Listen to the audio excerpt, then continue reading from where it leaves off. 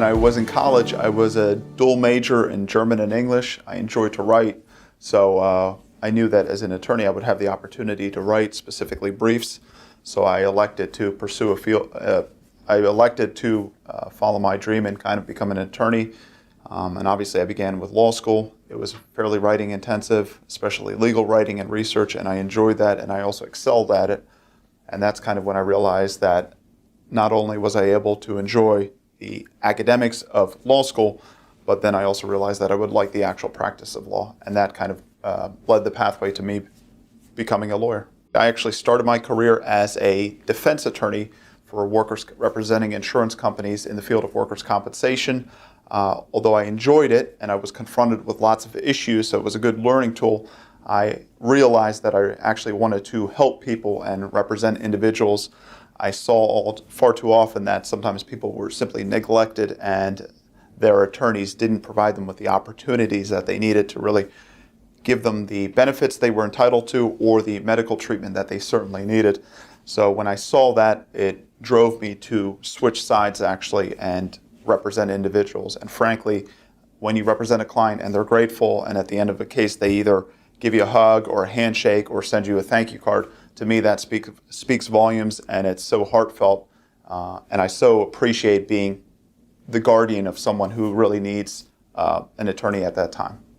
I specifically practice workers' compensation. I would say that's at least 70% of my practice. I also handle Social Security disability. I'd say that's the other 30%.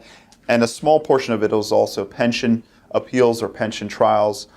But I would say without question, the majority of my practice is workers' compensation and Social Security disability. What I find myself doing is being a new dad for my 4-month-old son named James. And when he gives me the opportunity, I also take naps, typically when he's taking naps.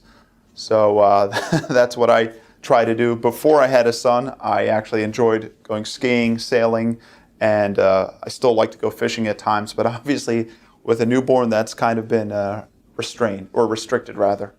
I would say that really the culture and philosophy of the firm begins from the top down. So it starts with the managing partners, that's Sam and Larry, and they give attorneys the freedom to really practice how they need to and do what they do. No one is looking over your shoulder, no one's monitoring you.